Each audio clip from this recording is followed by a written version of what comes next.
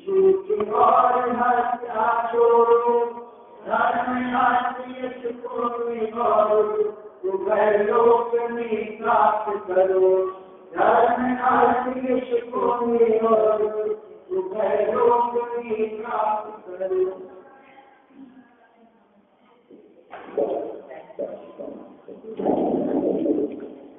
अनुशासन में यहाँ अपनी चर्चा चल रही थी कि विषय सुख भोगते हुए भी धर्मोपार्जन संभव है। 2 दिन से हम इसके संदर्भ में बात कर रहे हैं, विषय सुख भोगते हुए भी धर्मोपार्जन। ऐसा लगता है कि ये कैसे उल्टी बात कहे, ये बात तो जचने वाली नहीं लगती है हमारे को। पंचेंद्रिय विषयों को भोगे वो कहे धर्म, ये कैसे होगा? वास्तव में विषय सुख भोगते हुए का अर्थ लगाना चाहिए घर गृहस्थी में रहते हुए, और इससे ज्यादा कुछ नहीं। विषय सुख भोगते हुए धर्मोपार्जन, इसका अर्थ हो गया घर गृहस्थी में रहते हुए भी धर्म किया जा सकता है। धर्म करने के लिए घर बार छोड़ना ही जरूरी नहीं है। बिना घर बार छोड़े हुए घर में, परिवार में, समाज में, सबके बीच में रहते हुए भी धर्म साधन किया जा सकता है। कैसे किया जा सकता है वो धर्म साधन? तो इन्होंने यहाँ 9 प्रकार बता दिए थे। कल अपन ने वो सब बातें पढ़ी है। मन, वचन, काय और कर्म कार्य का अनुमोदना के माध्यम से धर्म का संचय किया जा सकता है। और इसमें बहुत सहज और सरल अच्छी बात है अनुमोदना। अनुमोदना करो, हर अच्छे कार्य की अनुमोदना करो, प्रशंसा करो। ये व्यक्ति अनुमोदना करने में बहुत कंजूस होते हैं। हमसे प्रशंसा नहीं होती, हमसे किसी की तारीफ नहीं की जाती, और निंदा तो खूब करते हैं। प्रशंसा सुनना चाहता है और निंदा करना चाहता है। यहाँ ये कह रहे हैं जितनी अनुमोदना करो, किसकी? धर्म कार्यों की, धार्मिक कार्यों की, व्रतादिक की, संयमादिक की।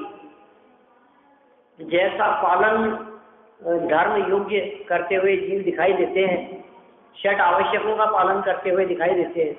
देव पूजा, गुरुपाक की, कोई स्वाध्याय करता है, प्रशंसा करो, इनका स्वाध्याय बहुत अच्छा है, ये खूब स्वाध्याय करते हैं। अरे भावना भाव उस तरह की, तो आप वो कार्य नहीं कर पाने पर भी धर्मोपार्जन कर लेंगे, पुण्योपार्जन हो जाएगा।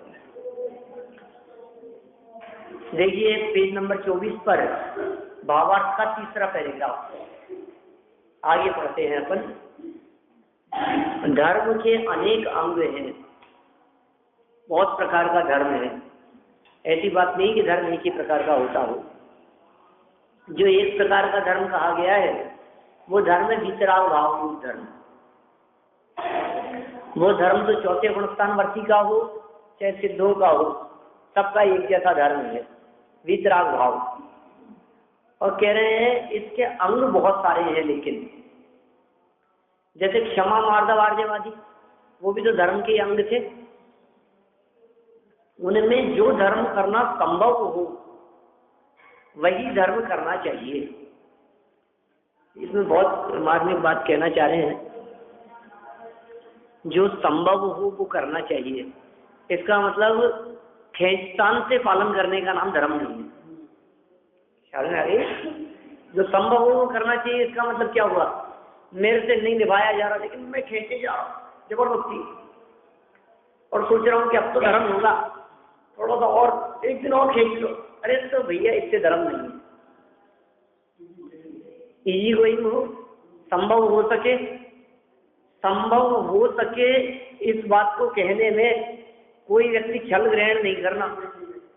क्योंकि कोई व्यक्ति ये बात कहे कि साहब हमसे तो रात्रि भोजन का त्याग हो नहीं सकता था, हमारे लिए संभव नहीं है, क्या करें, दुकान पे रहते हैं, काम रहते हैं, ऑफिस रहते हैं, कि क्या ऐसे चल नहीं सकता। मंदिर भी दूर है, रोजाना दर्शन भी नहीं कर सकते, और आलू छोड़ना भी संभव नहीं है क्योंकि सब जगह जाते आते हैं, सब जगह फिर कैसे होगा। तो कह रहे ये संभव नहीं है, इस परिभाषा में बात लागू नहीं होगी। वो संभव नहीं है, इसमें वे बातें लागू होगी कि आप अस्पताल में भर्ती हैं और मंदिर जाना संभव नहीं है। ख्याल में आई बात? आप ट्रेन में सफर कर रहे हैं, 36 घंटे का सफर है और दर्शन संभव नहीं है, वो बात लागू होगी संभव नहीं है में। आप अपनी मति कल्पना से, अपनी आलस्य और प्रमाद के कारण आप उन प्रवृत्तियों में प्रवृत्त न होवे। आप ये कहेंगे नहीं नहीं टाइम नहीं मिलता है, अब उस समय तो ये सीरियल आता है, ये आता है, अपने संभव नहीं है सब जाना, और तो क्या करें, जा नहीं सकते हैं अपन तो सुनने के लिए कोई टाइम। हाँ, यदि ये टाइम थोड़ा सा 1 घंटे आगे पीछे कर दे तो फिर अपन जा सकते। ऐसी बात नहीं है कि हमारे को जाने में उससे कोई एलर्जी है, हम जा भी सकते हैं, सुन भी सकते हैं, ऐसी बात थोड़ी ना, हमने कभी सुना नहीं है, सुनते भी हैं। लेकिन अभी इन दिनों क्या है, वो सीरियल बहुत अच्छा आ रहा है इसलिए संभव नहीं है। इन्होंने क्या बात कही है, वो कितना मार्मिक, एक एक वाक्य के अंदर कितना मर्म भरा हुआ है। धर्म के अनेक अंग हैं, उनमें जो धर्म करना संभव हो वही धर्म करना चाहिए, जो संभव नहीं हो वो नहीं करना चाहिए। इसमें खींचतान वाली बात आ गई, उसको बहुत विस्तार कर सकते हैं आप खुद अनुभव करेंगे। जहाँ जहाँ आपको ऐसा प्रवृत्ति करते समय बहुत ज्यादा खींचतान हो रही हो, क्योंकि हम कितने उदाहरण दे सकते हैं। व्यक्तिगत जीवन में बनने वाली परिस्थितियों को आप स्वयं अनुभव करते हैं और उनके आधार पर आप निर्णय करें कि मैं क्या कर सकता हूँ और कैसे कर सकता हूँ, किस प्रकार से इन बातों का पालन किया जा सकता है। एक अंग भी थोड़ा बहुत जितना बने उतना ही करना चाहिए। कोई जरूरी नहीं है कि आप सभी करें, कोई जरूरी नहीं है कि आप रोजाना 4-4 घंटा ही पूजा करें, आप एक पूजा भी कर सकते हैं, जितना बने थोड़ा बहुत भी। नहीं साहब ये तो करनी पड़ेगी, आज तो रविवार है तो पार्श्वनाथ स्वामी की तो होगी नहीं, अभी तो ये चल रहा है, अभी पंचमेरु की भी जरूरी है, अब तो उसकी भी चालू हो जाएगी, नंदीश्वर दीप की भी चालू हो जाएगी, अब ये पूजा नहीं जुड़ गई, 16 करने की तो जरूरी होगी, बात चल रहा है। अब 10 लक्षण चालू हो गए, 10 लक्षण भी, अभी पंचमेरु चल रही, अब पंचमेरु बंद हो गई। अब ये क्या है, इनमें कोई दम नहीं है इन बातों में।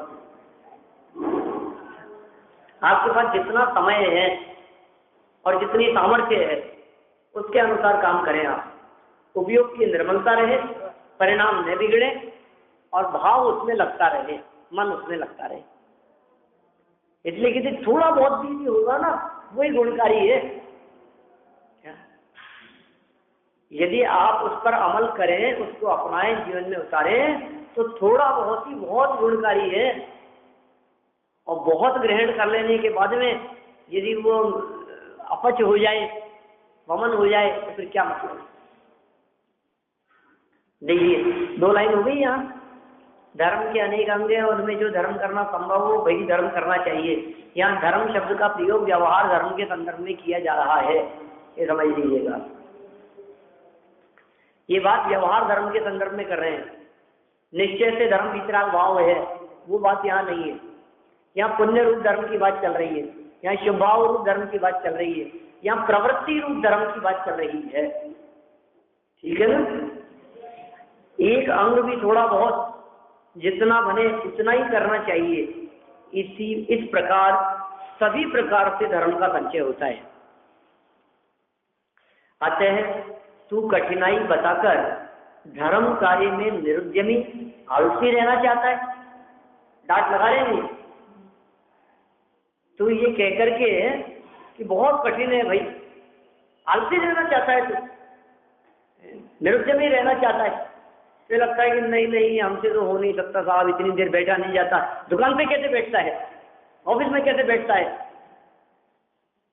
कि नहीं वहां तो थोड़ा बहुत हिल डुल लेते हैं, यहाँ प्रवचन में तो ऐसे लगता है कि थोड़ा सा हाथ पांव इधर उधर करेंगे तो लोग क्या कहेंगे, तो बैठा नहीं जाता हमसे, नीचे बैठा नहीं जाता, ऊपर बैठना अच्छा नहीं लगता, तो अपन तो जाते ही नहीं है। ये कह रहे हैं तो आलसी बनता है, आलसी रहना चाहता है, कठिनाई बता करके कि कि मुझसे हो नहीं सकता है। सब हो सकता है, निभाना कठिन नहीं है। दृढ़ता से पालन करने का प्रयास करे तो सब संभव है। ये नहीं साहब, जाते आते हम तो सब जगह घूमते फिरते हैं, फिर ऐसे भोजन कब तक छोड़ेंगे, रात को ही होता है सब जगह, दिन में तो कहीं होता ही नहीं है, दिन में तो मिलता ही नहीं है, फिर ऐसे कैसे चलेगा हमारा? कि नहीं नहीं, आपको यदि निभाना है और नहीं मिलता है तो घर भोजन करके जाइए, कोई जरूरत नहीं है बाहर जाकर के खाने की, आप खा के भी जा सकते हैं यदि नहीं मिलने की संभावना दिखती है, हो सकता है ना ऐसा। लेकिन धर्म कार्य में निरुद्यमी होना योग्य नहीं है, आलसी और प्रमादी होना योग्य नहीं है। प्रमाद में धर्म नहीं है, आलसी में धर्म नहीं है। और जैन धर्म तो प्रमादियों का धर्म है भी नहीं, आलसियों का धर्म नहीं है, उद्यमियों का धर्म है। हमारा पूरा का पूरा चरणानुयोग हमें एक्टिव बनाता है। चरणानुयोग के ग्रंथ हमारे को एक्टिव बनाते हैं। आप कितने एक्टिव रह सकते हैं? खान पीन में बराबर घर का पिता होना चाहिए, मर्यादित होना चाहिए, देख करके चलना चाहिए, सावधानी पूर्वक चलो, अच्छे से धरो उठाओ, ये सब क्या है? आप कितने एक्टिव हो सकते हैं, वो बात हमारे को सिखाता है। मतलब प्रमाद का अभाव चरणानुयोग से दिखाई देता है। इसलिए तो पहले के जो वैद्य लोग थे बोलते हैं जैनियों बीमार पड़ जाए, ये संभव हो ही नहीं सकता। जैनियों को कहाँ जरूरत है? ये है ना अपने छिंदवाड़ा वाले पंडित जी, धवल जी, जानते हैं आप? ब्रह्मचारी केसरी चंद जी धवल, फिर बहुत वर्षों पहले आया करते थे, हम जाते थे। हाँ, बहुत वर्षों से नहीं देखा, वो थोड़े पता नहीं कहाँ है। तो वो अभी थोड़े समय पहले वो बाबा रामदेव के पास गए थे। बाबा रामदेव के पास वैसी चर्चा हुई, उनसे मिलने गए थे, वैसे ही मिले थे। कहीं किसी जगह पर, एक ही जगह पर होंगे तो आपस में मिलना हुआ ऐसा। तो रामदेव बाबा ने उनसे कहा कि अरे ब्रह्मचारी जी, आपको हमारे यहाँ आने की जरूरत, विश्वास ही नहीं होता क्या? आपके यहाँ तो पूरा का पूरा चरणानुयोग और आप जिस तरह से धर्म साधना करते हैं, आपके यहाँ जो चरणानुयोग में पालन करने की बातें कही है, उनका पालन कर लेने के पश्चात अब हमारे पास में ऐसा कुछ है ही नहीं जो हम और कोई नई बात बता सके, और हम तो उनमें से बातें निकाल करके बतलाते हैं। जो व्यक्ति पानी जान करके पीते हो, कहाँ रोग होंगे, बीमारी का कहाँ काम है? वही तामसिक भोजन नहीं करते हो, अंधकार में उत्पन्न हुई वस्तुओं को सेवन नहीं करते हो। रामदेव बहुत विरोधी है आलू खाने वाले, पता है? आलू का निषेध करता है वो बहुत। बाबा रामदेव के सैकड़ों हजारों मानने वाले फॉलोअर्स उसके, वो आलू के त्यागी हैं। मैंने वो ये कहता है कि ये जो जैन धर्म का जो चरणानुयोग है, ये चरणानुयोग का पालन करने वाले बीमार नहीं होते। आप देखिए, हम जो पालन नहीं कर पाते हैं वो बीमार होते हुए दिखाई देते हैं, और जो बराबर इन चीजों का पालन करते हैं, ऐसे मुनिराज एक बार भोजन करेंगे, मर्यादित प्राप्त नहीं, बिल्कुल अंतर्मुठ से अधिक का नहीं, तत्काल पिता हुआ, एक ही बार भोजन लेंगे और खूब पैदल चलेंगे।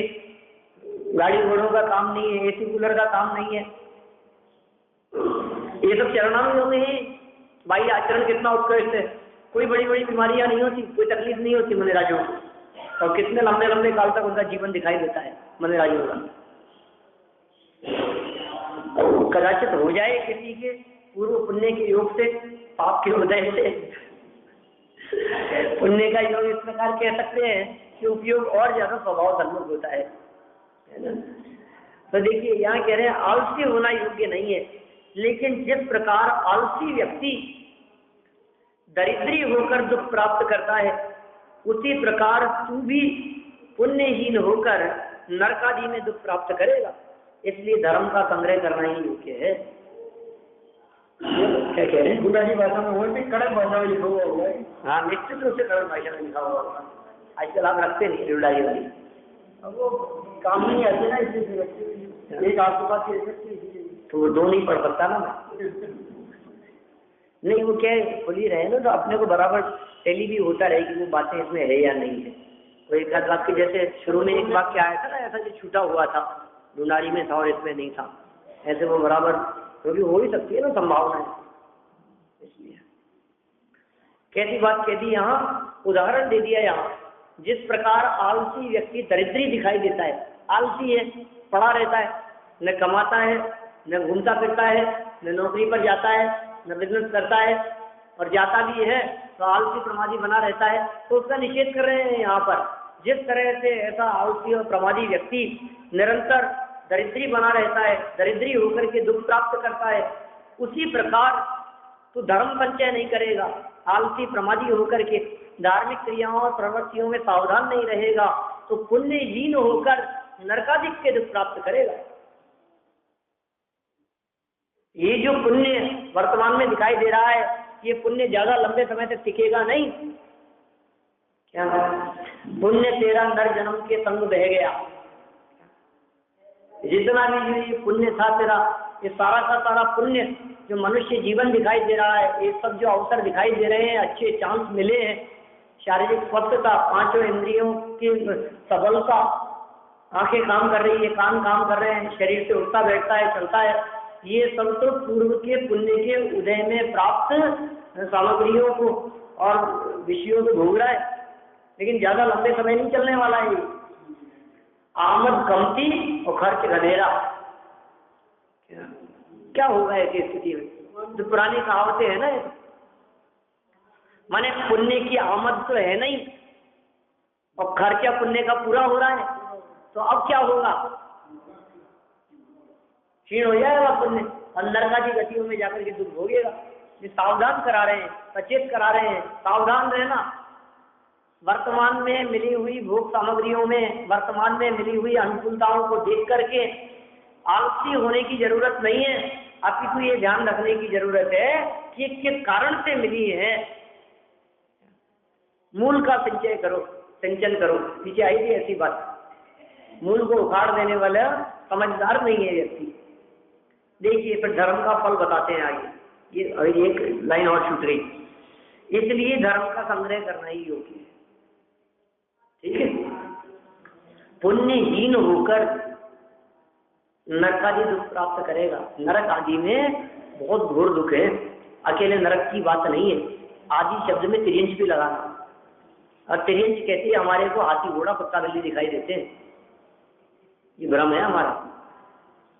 ये सब तो तिर्यंच है ही, लेकिन ये तो फिर इनको तो बहुत अनुकूलताएं मिल जाती है।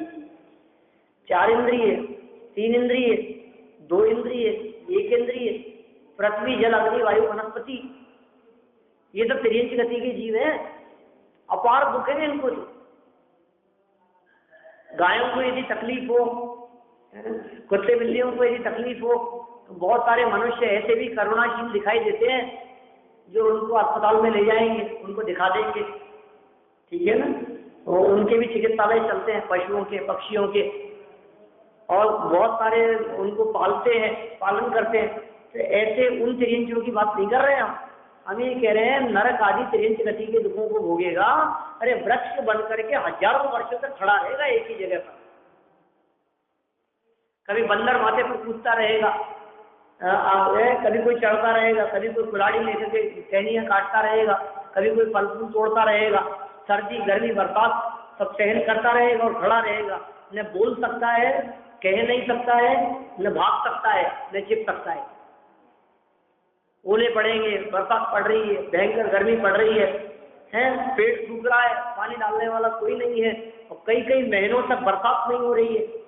बोलो आप कौन कौन पानी डालता होगा? बोलो जो पेड़ आपके घर में यदि आपने कोई लगा रखे हैं पौधे तो आप पानी डालते हैं, लेकिन सड़कों पर जो पेड़ खड़े हुए हैं वे पेड़ कई कई महीनों तक, क्योंकि बरसात के पानी के अलावा दूसरा कोई ऑप्शन नहीं है। बरसात के 12 महीने रोजाना तो आती नहीं है, साल में 8 महीने की बरसात नहीं आ रही है मान लीजिए, तो 8 महीने तक तो वे भूखे प्यासे हैं। उनमें भी वैसा ही वही आत्माएं, वैसा ही आत्माएं जैसा इस शरीर में मौजूद है, कोई फर्क नहीं है। जिस तरह से हम सुख दुख का अनुभव करते हैं इसी प्रकार से वो भी सुख दुख का अनुभव करता है। वो तिर्यंच गति का जीव है।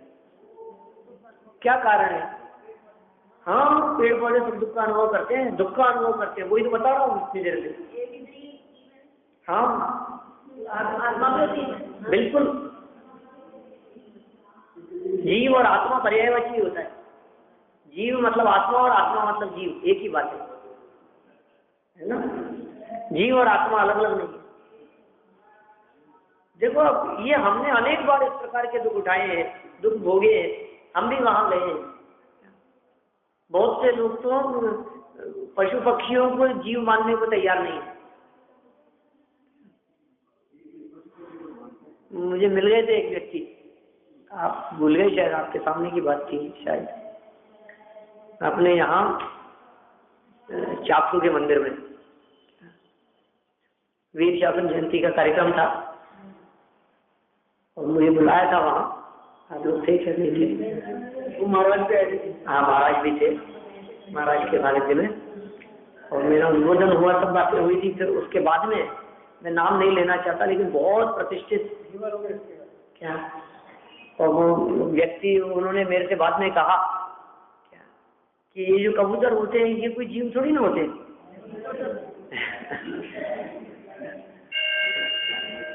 बहुत मैं ऐसे व्यक्ति जो मतलब बहुत महाराज के अच्छे परम भक्त और श्रावक शिरोमणि ऐसी उपाधियां जिनको मिलती रहती है, ऐसे लोगों की बात कर रहा हूँ मैं। वो जीव तो बस मनुष्य ही होता है ना, बस बाकी किसी और किसी में कोई जीव थोड़ी ना होते। क्या समझाए इनको, क्या बात करें। हाँ, सब धर्मात्मा है ऐसे लोग। हाँ, क्या बड़ी स्थिति खराब है, क्या बात करें। तो देखिए यहाँ पे कह रहे हैं तिर्यंच गति में जाकर के, माने एकेंद्रीय दशा में वृक्ष होकर के, पेड़ पौधे होकर के, पृथ्वी का एक हो गया, पहाड़ बन गया, उसमें जाकर के वहां जीवन यापन कर रहा है। और कितने लंबे समय तक, 22,000 वर्ष तक, बोलो आप, ऐसी आयु पृथ्वी का एक जीवों की। वनस्पति का 10,000 वर्ष की उत्कृष्ट आयु। और सोचिए 10,000 वर्ष तक विकलत्र हो गया, 2 इंद्रिय हो गया, 1 इंद्रिय हो गया। क्या क्या स्थिति है इनकी, अपार दुख है। लेकिन कम से कम जो 4 इंद्रिय है या 5 इंद्रिय है, शक्ति सामर्थ्य तो दिखाई देती है। पेड़ की टहनियां तोड़ देने पर उन पेड़ों को ठीक उसी प्रकार दुख होता है जिस प्रकार हमारी उंगली तोड़ देने पर दुख होता है, हाथ तोड़ देने पर दुख होता है, ऐसा दुख है। लेकिन हमारी उंगली हाथ टूटता है तो हम चिल्लाते हैं, और बहुत सैकड़ों लोगों को पता लगता है उस बात का कि इसका हाथ टूट गया है, रोते हैं, दुख भोगते हैं, और लोगों को पता लगता है इस बात का। और वो बेचारा रोता भी होगा तो कोई सुन नहीं सकता उसकी आवाज, उसकी पुकार, वचन नहीं है।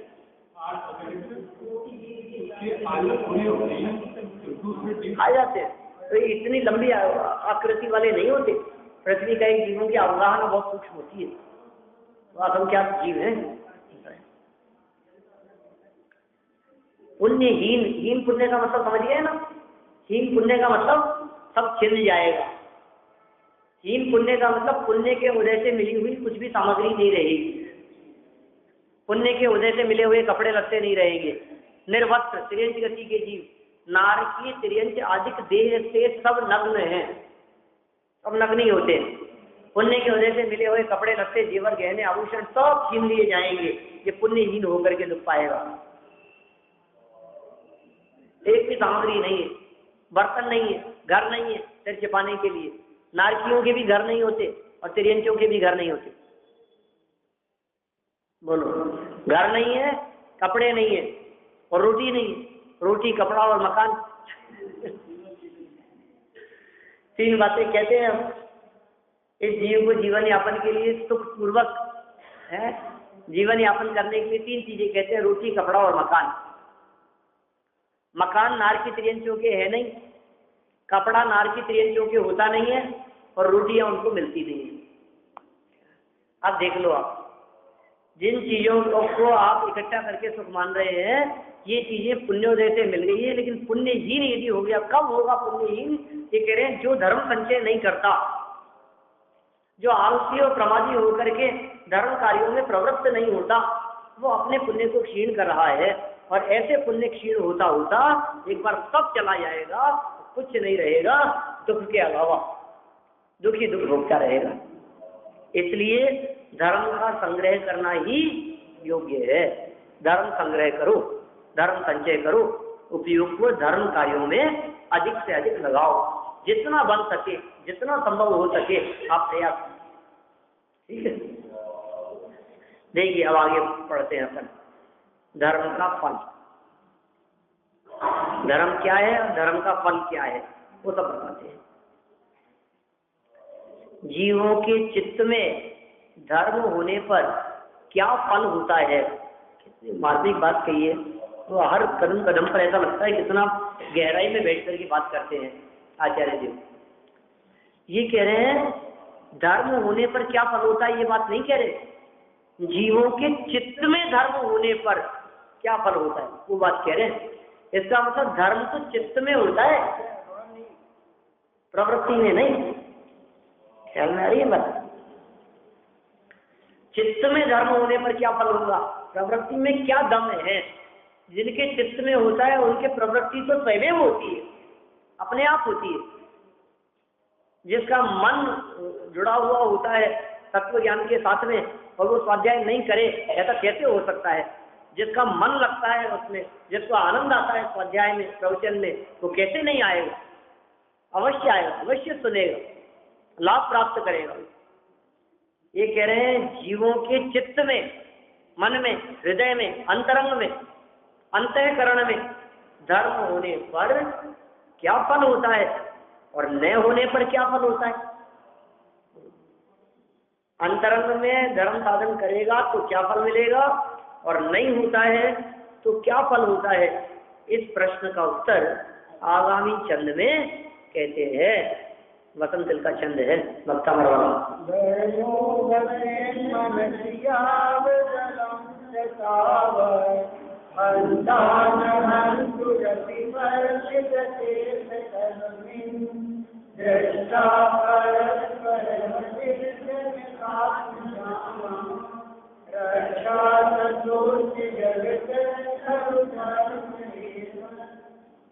देखो जिसके मन में रहता भले प्रकार धर्म का, अपने प्राण हरण कर देवा, हीन करे बरदा।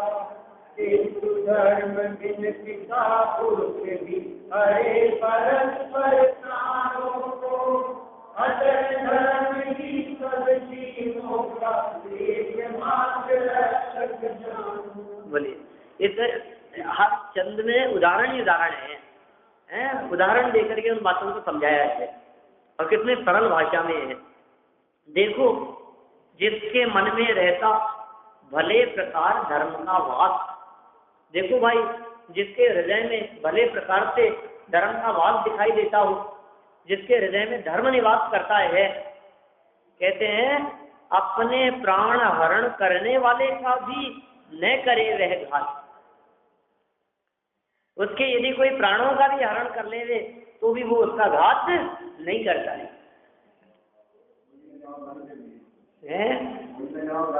गोली का जवाब गाली से भी नहीं। कोई कितना भी नुकसान पहुंचाए लेकिन वो उसका प्रतिकार नहीं करता, विरोध नहीं करता, शांत भाव से उसका समाधान खोजता है। अपने प्राण हरण करने वाले, प्राण हरण करने वाले, ये सर्वोत्कृष्ट बात कही है और इससे अल्प बातें सारी लागू हो जाएगी, उसमें गर्वित हो जाएगी। देखिए किसी व्यक्ति ने हमारे को गाली दी और हमने मार दिया तो बात तो है ही नहीं। यहाँ गाली तो दी है क्या? किसी व्यक्ति ने हमारे को चांटा मार दिया और हमने उसका जवाब नहीं दिया, उसका घात नहीं किया तो कोई बड़ी बात नहीं है। अरे कोई व्यक्ति जान से मारने के लिए आ जाए तब भी उसका प्रतिकार नहीं करे, ये बात कर रहे हैं यहाँ। बोलो, दो तीन बातें हो गई ना। किसी व्यक्ति ने गाली दी माने वचन की विकृति, किसी व्यक्ति ने चाटा मारा निकाय की विकृति, मारा इससे क्या फर्क पड़ गया। और फिर किसी व्यक्ति ने हाथ पांव तोड़ने की धमकी दी और फिर कोई व्यक्ति जान से मारने के लिए आ गया। हाँ, ये कह रहे हैं जिसके मन में ये भले प्रकार से धर्म का निवास रहता है, धर्म जिसके हृदय में व्याप्त रहेगा, अपने प्राणों का हरण कर लेने वाला जान से मार देने वाले व्यक्ति को भी न करे वह घात, इसका भी घात नहीं करे। मेरे को आनंद सारा दिख रही है।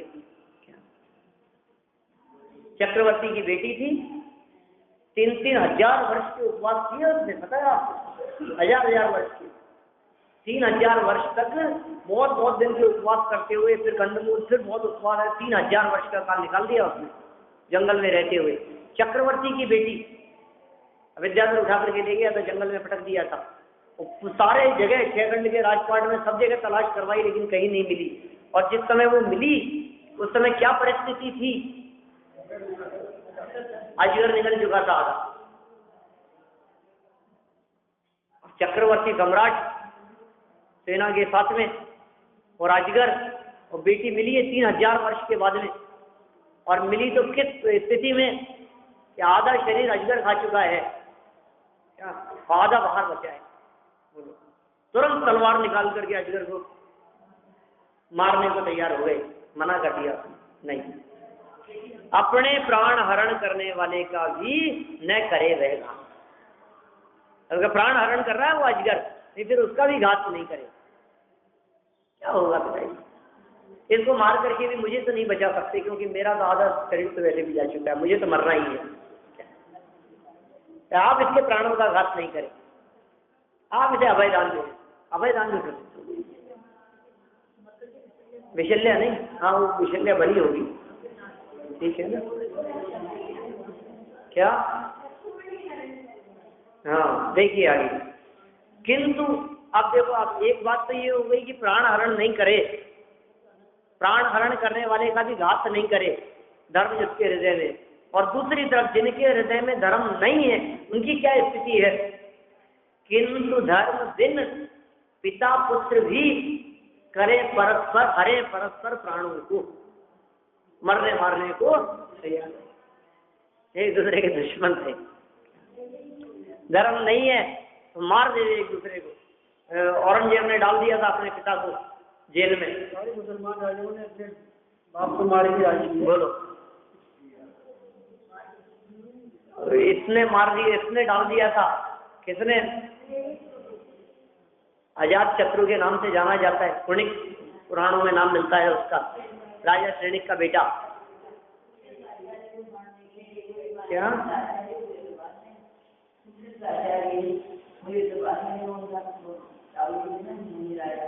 हाँ, तो बहुत उदाहरण है इस तरह के, ठीक है ना? पुत्र ही पिता को जेल में पटक दे। और देखो आप कल्प ने, हाँ अखबार में निकलवा देते हैं, इनसे मेरा कोई संबंध नहीं है, इस तरह की खबरें आती रहती है। किस लिए? धर्महीन, धर्म के बिना पिता पुत्र परस्पर एक दूसरे का घात कर देवे, एक दूसरे को मार देवे। औरंगजेब ने तो मार ही दिया था जेल में डाल करके, ठीक है ना? शाहजहां को, औरंगजेब बेटा था ना, शाहजहां का बेटा था, जेल में डाल दिया था उसको। और इसने मारा तो नहीं, कुणिक ने, राजा श्रेणिक का जो बेटा था, जेल में डाल दिया, बेड़ियों से बांध दिया। और फिर परिणाम बदल गए, बाद में अच्छे परिणाम हो गए।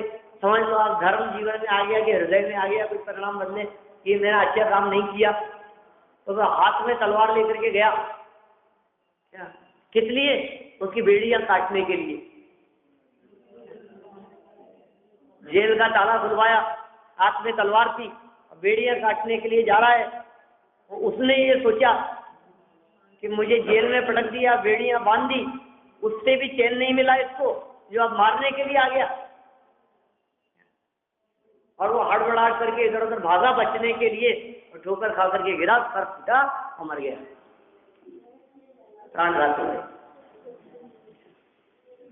नरक में चला गया मर के। ऐसे कितने प्रसंग उदाहरण मिलते हैं। किस कारण से? उसके पीछे कारण क्या है? एक ही कारण है, संस्कार नहीं है, धर्म नहीं है। हाँ, किंतु धर्म बिन पिता पुत्र भी हरे परस्पर प्राणों को, अतः धर्म ही सब जीवों का एकमात्र रक्षक जानो। इसलिए हे भव्य जीवों, धर्म एकमात्र रक्षक जानो सभी जीवों का, क्योंकि धर्म रहने पर सबके रक्षक है, सबकी रक्षा होगी। अपनी भी सुरक्षा है और दूसरों की भी सुरक्षा है। अरे बाहर में प्राणों का घात हो जाए उसमें क्या दम है, लेकिन अंतरंग प्राणों का घात नहीं होता धर्म के माध्यम से। अंतरंग में धर्म है तो अंतरंग में प्राण घात नहीं हो रहे, अंतरंग में हिंसा नहीं हो रही। बाहर में हिंसा भी छूट जाएगी और अंतरंग भाव प्राणों से होने वाली जो हिंसा है, भाव हिंसा है, वो भी नहीं होगी। देखिए अर्थ पढ़ देते हैं इसका। हे शिष्य, संबोधन कर रहे हैं, पेज नंबर 25। हे शिष्य, तू देख, जब तक मन में धर्म रहता है तब तक यह जीव अपने घात करने वाले का भी घात नहीं करता। हम नहीं कह रहे, आप देखिए ये चीज, आपको दिखाई देगी ये बातें, आस पड़ोस में देखिए, लोगों के जीवन में देखिए, इधर उधर देखेंगे आप, पुराणों में सब जगह आपको ऐसी बातें मिल जाएगी, बहुत उदाहरण मिल जाएंगे आपको इस संदर्भ में। तब तक यह जीव अपने घात करने वाले का भी घात नहीं करता, तथा मन में धर्म न होने पर, अब यदि मन में धर्म नहीं हो तो क्या होगा? मन में धर्म न होने पर पिता पुत्र में भी परस्पर घात क्रिया देखी जाती है। राज्य के लिए, धन के लिए, अपने स्वाभिमान के लिए, अपनी प्रतिष्ठा के लिए, अपने मान पूर्ति के लिए, घमंड के लिए, ये सब ऐसा करते हुए देखे जाते हैं। उनकी संपत्ति हड़प लेने के लिए उनसे यदि इस प्रकार का भ्रम दिखाई देवे कि ये अपनी संपत्ति उसको दे जाएंगे, ये उसके नाम कर देंगे, मालूम क्या क्या मायाचारी से षड्यंत्र चला करते हैं दुनिया में। मतलब वही बात याद आती है मुझे उमा स्वामी आचार्य की, जगत का स्वभाव होगा संवेग वैराग्य।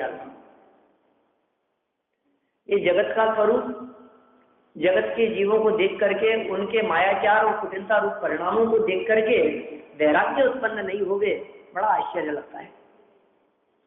छल कपट, मायाचारी, धोखाधड़ी, अनिति, अन्याय, बेईमानी लोगों के हृदय में ये बड़ा ऐसा जो चलता है ना, ये बहुत ऐसा लगता है ये रहने योग्य जगह नहीं है अपने लिए संसार। जितना जल्दी संसार से छूटा जाए, जितना जल्दी यहाँ से मुक्त हुआ जाए, उतना ही भला है। तो देखो, मन में धर्म न होने पर पिता पुत्र में भी परस्पर घात क्रिया देखी जाती है। इसलिए यह बात प्रत्यक्ष है। प्रत्यक्ष माने प्रकट है, प्रत्यक्ष माने छिपी हुई बात नहीं है। प्रत्यक्ष है का मतलब हम कोई ऐसी बात नहीं कह रहे जो शास्त्रों की बातें हो। प्रत्यक्ष है कहकर के कहना चाह रहे हैं कि आपको भी दिखता नहीं है, आपको बस आपको नहीं दिखता माने आपने कभी देखा नहीं है, और हमने ये बात आज यहाँ कही है, अब आपको दिखने लगेगा। अब आप देखेंगे तो आपको सब जगह दिखाई देगा, आपको झगड़ते हुए दिखाई देंगे, इस तरह से लड़ते हुए दिखाई देंगे। इसलिए यह बात प्रत्यक्ष है कि इस जगत की रक्षा धर्म से ही है। धर्म और धर्मात्माओं के माध्यम से ही इस जगत में रक्षा होती है। इस तरह से अपन ने यहाँ मूल श्लोक और श्लोक के अर्थ की चर्चा की। भावार्थ में इसी बात को पंडित टोडरमल जी साहब ने और स्पष्ट किया है। अपन इस प्रकरण को अपने अपने सुख को रोवे पिता पुत्र, सब अपने अपने सुख के, सब स्वार्थ के सगे, ऐसी बात है। मैं ज्ञानानंद स्वभावी हूँ, मैं ज्ञानानंद स्वभावी, मैं हूँ अपने स्वयं पूर्ण पर की, मुझमें कुछ कंद नहीं, मैं अर्श अरूपी स्पर्शी पर से कुछ भी संबंध नहीं, मैं रंग राग से भिन्न से भी मैं राजा, मैं हूँ अखंड चैतन्य देव वाला, मैं ही करता कुछ नहीं करता, कुछ काम नहीं,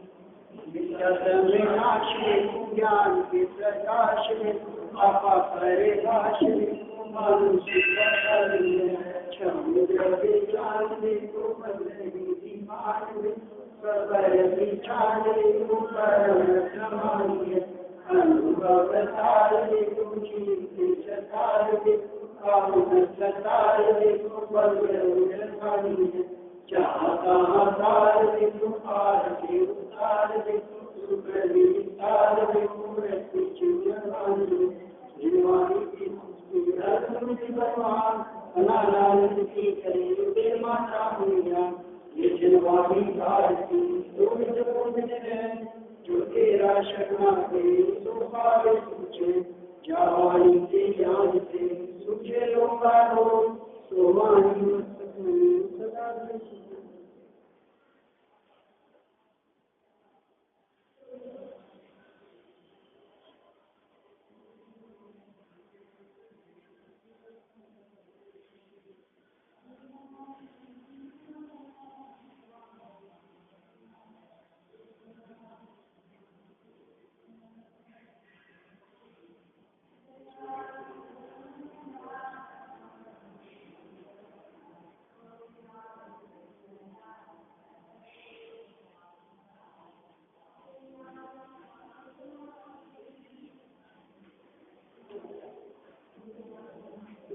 Gracias.